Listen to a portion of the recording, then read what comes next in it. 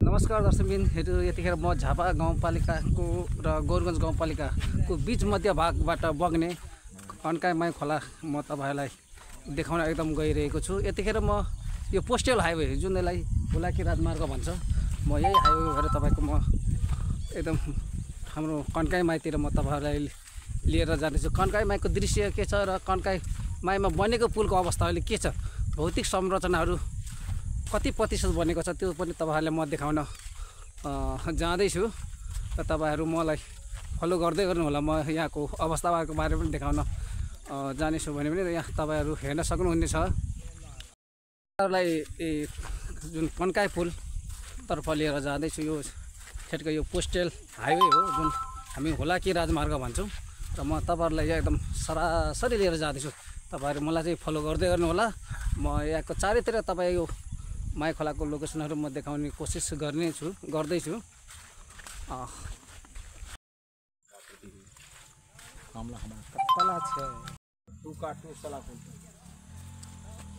जानु पर्ने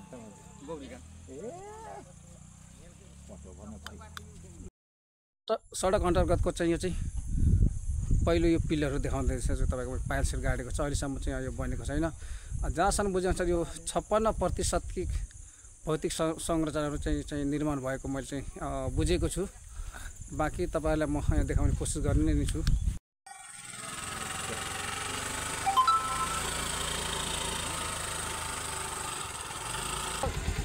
मौसम बिग्रिन्छ भनेर चाहिँ हामी आउन कोसिस गरे, पानी परेको हल्का लेभल चाहिँ बढेको छ। यो जनजीवन कष्टकर बनेको छैन, एकचोटि पल्टी खाएको छ हैन नदीमा। के पल्टिनु हो क्या? उतार्नु परेर लडेको छ एकचोटि। अब जो सुरक्षित भएर चाहिँ जति पनि मान्छे गइरहेछ म बताइरहेको छु, सुरक्षित भएर जाऊँ हैन। के छ हाम्रो माई खोलामा के त ढुङ्गाको व्यवस्था छ नि? ढुङ्गाको व्यवस्था छ। बाँकी रह्यो अब छिटोभन्दा छिटो यो पुलको पनि अब तयारीको अब यो कगारमा लाग्नुपर्छ हैन, यसको तयारीमा लाग्नुपर्छ। र न्यू अहिले अन्तरिम सरकारको यो सुशीला कार्कीलाई चाहिँ के भन्नुहुन्छ तपाईँ? अन्तरिम सरकारलाई म के भन्न चाहन्छु भने सुशीला कार्कीज्यूलाई अब जतिवटा ठेक्का छ तपाईँ रद्द गर्नुभयो, एकदमै राम्रो गर्नुभयो। अब आउने ठेक्काहरू रद्द नहोस्, एकदमै नियम हिसाबले, कानुन हिसाबले र चाहेको हिसाबले प्रगति हुनुपर्छ। र यो पुल छिटोभन्दा छिटो तयार हुनुपर्छ। मान्छेको यहाँ जनजीवन अस्तव्यस्त भइसकेको छ। यो सानोतिनो नदी होइन, ठुलो नदी हो।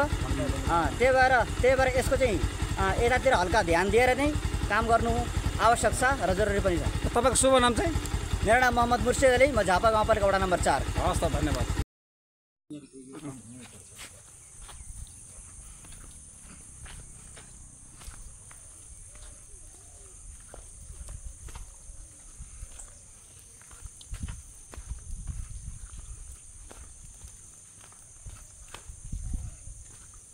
दर्शकबिनहरु, फेरि म तपाईहरुसँग जोडी कन्काई पुलको बारेमा जानकारी दिनलाई यतिखेर ठ्याक्कै म यो कन्काई पुलमा आइपुगेको छु। कन्काई पुलमै आइपुगेर कन्काई पुलको अवस्था म तपाईहरुलाई देखाउने गरेको छु। कन्काई पुल जुन नेपालकै सबैभन्दा लामो पुल 725 मिटर रहेको छ र यसको भौतिक संरचनाको निर्माण कार्य भने अहिलेसम्म 58% मात्रै भएको हामीले विभिन्न यसमा अनुसन्धान गर्दा भेटेका छौँ।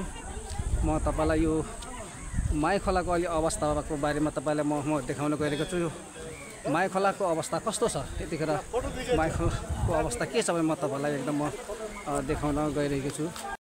यो हाम्रो कन्काई माईको पुल।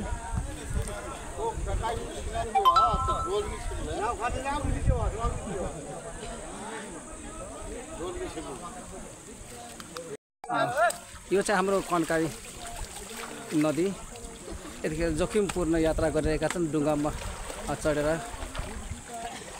म तपाईलाई छेउमा लगेर देखाउने कोसिस गर्नेछु है।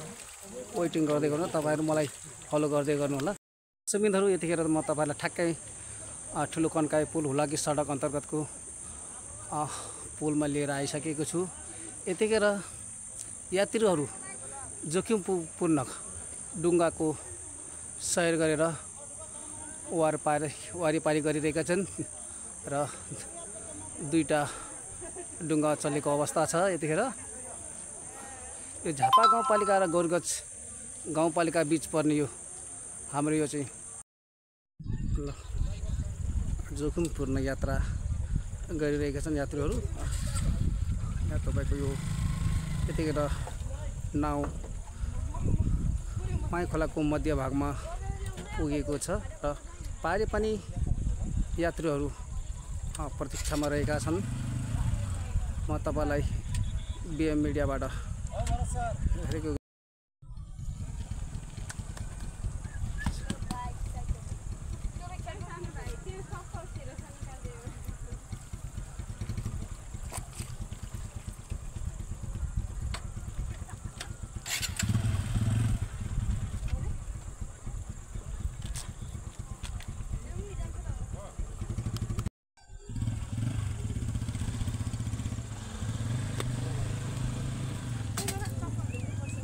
दर्शकबिन्दुहरू फेरि म तपाईँलाई फेरि दोहोऱ्याउन चाहेँ। यो हाम्रो झापा गाउँपालिका र गोरगञ्ज गाउँपालिकाको बीच मध्य भाग भएर बग्ने यो हाम्रो ठुलो माई खोला। समयमा पुल नबन्दा यहाँ शास्ति भोग्नु परेका छन् यात्रीहरू। जोखिमपूर्ण यात्रा गरिरहेका छन्, डुङ्गाबाट सहयोग गरिरहेका छन्, हेर्न सक्नुहुन्छ। र यो माई खोलामा दुईवटा नाउबाट दुईवटा डुङ्गाबाट यात्रीहरूलाई पार पार गरिरहेको अवस्था छ। र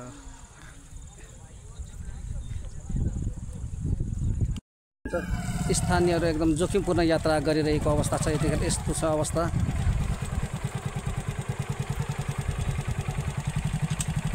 कुन ठाउँबाट आउनुभयो तपाईँ? यहाँ टाङ्गुन्डुपा। यता कता जानुहुन्छ? सरेनपाडा जान्छ। सरङपाडा जानुहुन्छ। कन्काई माईको पुल 2068 सालमा निर्माण कार्य सुरु भइसक्दा पनि अहिलेसम्म 14 वर्ष भइसक्दा पनि यो पुल अहिलेसम्म तपाईँको निर्माण सम्पन्न हुन सकेको छैन। सुरुमा ठेक्का पाएको। तपाईँहरू कुन ठाउँबाट आउनु? हामी तिला छन्, मेरो चाहिँ बहिनी र के चाहिँ तपाईँको उता कता जानु भएको? यता घरतिर गएका थियौँ। घरतिर यता तपाईँले यो डुङ्गामा चाहिँ सहयोग गरेको पैसा चाहिँ कति रहेछ तपाईँको नाउ पारी गरेको चाहिँ? हामीले 50 जनको हजुर जनको 50 दिएका। एकजनबाट 50 रुपियाँ लिन्छ। अब दिनु पर्यो नि त, यस्तो छ। ठिक छैन, एकदम राम्रो छ। एकदम उहाँहरूले राम्रो सुविधा दिनुभएको छ। पनि चल्ने थिएन रे हिजो जहाँ गुन्डा केटाहरू आएर चाहिँ यहाँ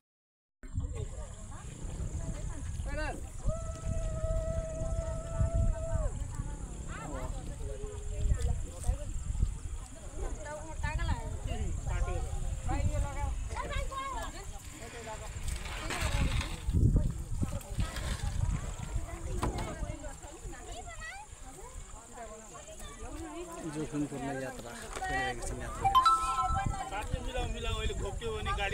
झापा गाउँपालिका र गोरगञ्ज गाउँपालिकाको मध्य भाग भएर बग्ने यो चाहिँ हाम्रो कन्काई नदी।